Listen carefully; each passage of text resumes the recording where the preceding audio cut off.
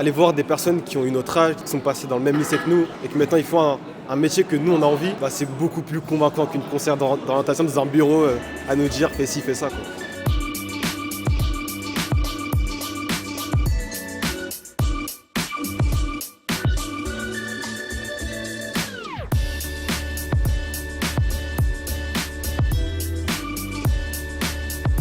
Je commence? Ok.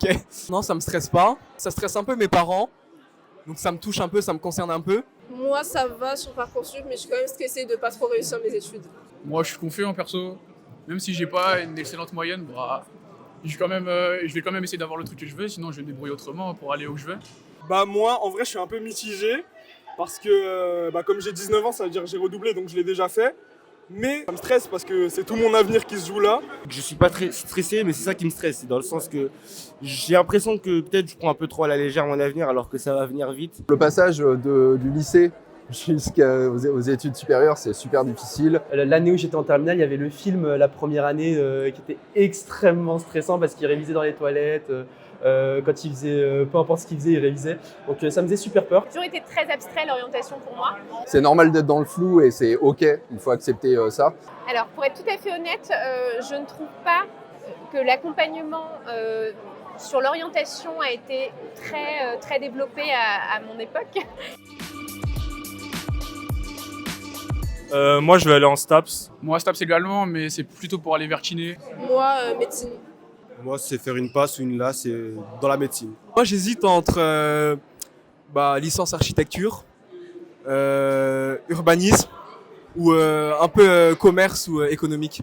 Moi, c'est plus sciences humaines, que ce soit du droit, de la science politique.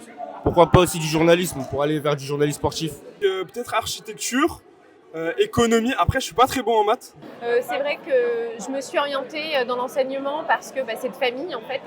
Voilà. J'avais beaucoup d'hésitations entre de la médecine, de la biologie ou de l'informatique et j'ai choisi cette voie parce que ça ouvrait pas mal de portes. J'ai fait une formation très classique. J'ai passé mon bac ici à Montreuil, à Condorcet. Mention très bien au baccalauréat. J'ai fait la PACES, donc, qui est l'ancienne PACELAS.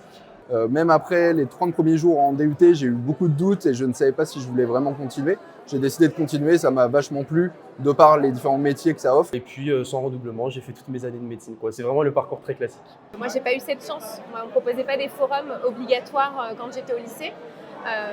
Et c'est vrai que j'aurais aimé en savoir plus sur le journalisme, sur l'audiovisuel. Je pense que ça m'aurait intéressée avant. Aujourd'hui, je regrette pas du tout ce choix, mais c'est normal de devoir s'informer et discuter pour découvrir des métiers. De voir que des gens qui avaient notre âge il y a 1 ou 2 ans ont réussi à avoir ce qu'ils voulaient, franchement, moi, perso, ça me donne confiance. J'étais là l'année dernière à ce forum avec Nihilo, j'ai déjà fait cette année. Ça m'avait bien plu.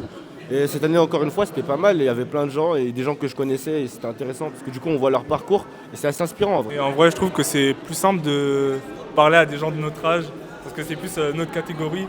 Et du coup, quand on leur parle, ils savent de quoi on parle.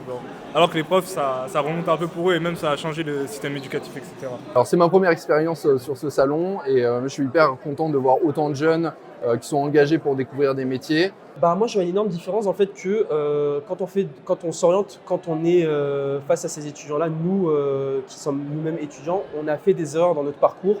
On n'a pas le parcours parfait que nous vendent tous les conseillers d'orientation au lycée où on te dit tu vas choisir ça au Parcoursup et puis c'est ce que tu vas faire jusqu'à la fin de tes jours. Ce que j'apprécie dans ce genre d'événement, c'est l'horizontalité.